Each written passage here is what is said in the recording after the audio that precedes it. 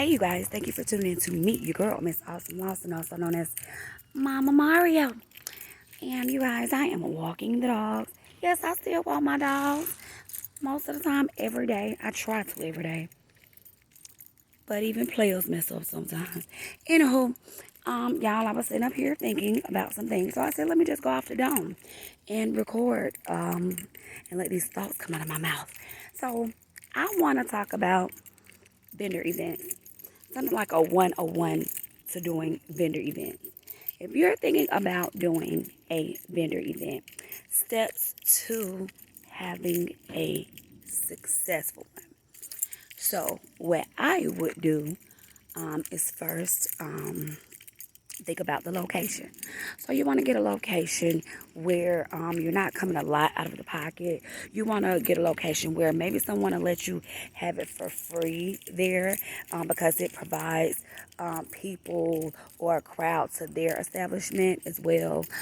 Or if they're charging you, you want it to be something that, you're not losing regardless. So that's step number one. You want to not spend a whole lot of money for this event. If you're a small business doing a vendor event. Now, if you're this big, huge person, and you're doing a vendor event and you want this big place, that's something different.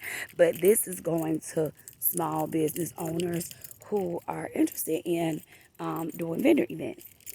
Now, after you find the location that is reasonable, free to reasonable, then you want to think about the weather. So you want to check the day of the day that you're thinking about it. You want to check the weather, and that's regardless whether it's inside or out. You want to be able to provide necessary tables and all of that type of stuff, or the space inside in case the weather acts up, but you want it not to rain at all. I know we can't prevent from that, but the slighter the chances, the greater it'll be, because we tend to stay at home when it rains. You know what I mean? We get a little lazy, we get a little tired, and we want to stay on our bed. Some folk needs be heard. You know what I'm saying? They arthritis start playing up and stuff. Oh, I ain't gonna even go. I make the next one. So you want them to be there. You don't want rain to be an excuse if you can help it.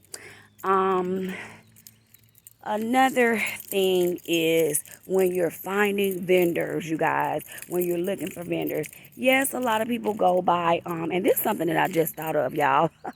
Such a genius. I'm joking. No, I'm not. But one thing I thought about just now I was walking is, we say, let me know what you're selling. Okay, so you won't have like the same two people there. Yes, that's awesome. But once they tell you what they're selling, go to their page. Let's add this extra. I'm adding this extra step on here, like I already had some steps, but this just coming out the dome, y'all. Go to their page and see if they are promoting their own business, y'all. Do they expect for you to promote it?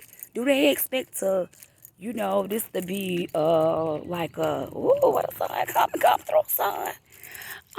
Do they expect to make money because you're promoting the vendor event? So you need to check their, I think if you need to check their page and see, do they promote their own business?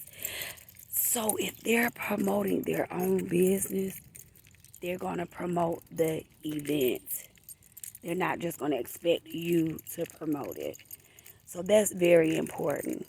How many friends do they got? If they ain't got but like 10 friends.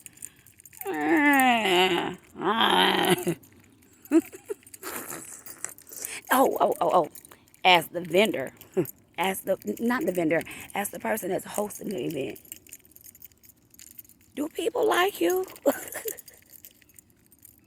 Do you have any followers? Let's start there. That should be number one. So we're gonna be like the movies that start at the big middle or the end and then go back to the front, the beginning of the movie. So that's what we're gonna do right here. Do anybody like you? How many followers do you got? How many people are you following? Are you social? Or are you antisocial? Are you known? Do you have support? And the support does not necessarily have to come from your family, because a lot of times family does not support you when you're starting a business, or even when you ain't even just starting it, just period. So do you have people that support you, that purchase from you, friends, whoever, enemy, people that you don't even know, whatever? Do you have people on your team? Because if not, this might not be up your alley, hosting a vendor event. You might not want to do it because you're going to be disappointed because don't nobody like you. This ain't the time to find new friends, and you messing with our business as a vendor. We there all day long, and you know what I'm saying? Yeah, I'm promoting my business, but you ain't got no friends. You know what I'm saying? So we got to work together. It's like hand in hand. You know what I'm saying? You have to work together with these events to make it successful. You know what I'm saying? Don't feel like, oh, I'm not promoting the next person's stuff because that's going to take from me. No, that person that you're supporting, their people may come over to support you as well. You know what I mean? It's not even about just purchasing all the time. It could be sharing, it could be liking, it could be, things of that nature, because that one person can see it, and that could be all it takes. So we have to stop being selfish when you are in business. It's about working together with people with like-minded people, you guys. So, anywho, what else? Tables and chairs, you know what I'm saying? Figure out, is it best to provide the tables? Are you working with someone that can give you free tables to use? Do you already have your own tables? If you invest in your own tables, that'll be awesome too, if you plan on continuing to do these pop-up shops. Should you tell people to have their own table? Me personally, I have 2 tables and I have 2 tents. Well, 1 tent don't belong to me, but they never came back and got it. Hey, thank you if you're watching. And one of the tables don't either, but they know where it's at. We ain't talking about me. So, is it best for them to provide their own? And that's fine if so. You know what I'm saying? Because if they have a small business, they probably should invest in a table anyway. You know what I'm saying? That should be something that they get for their business anyway. Because let me be of a friend house.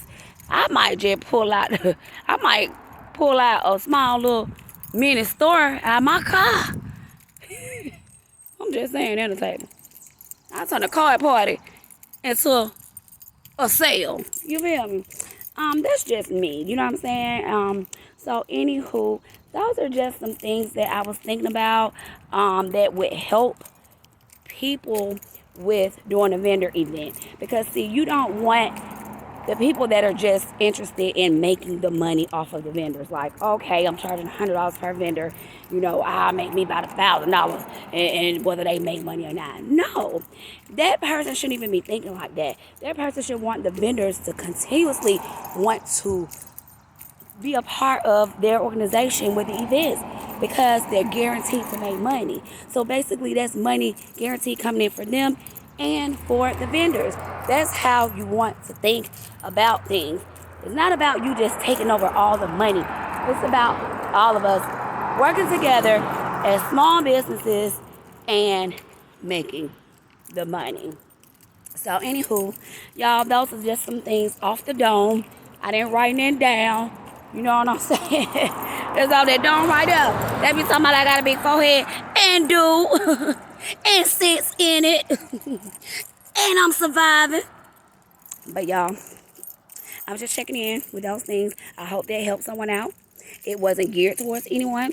And if you want to ask me any questions, you can leave a comment below. I don't mind.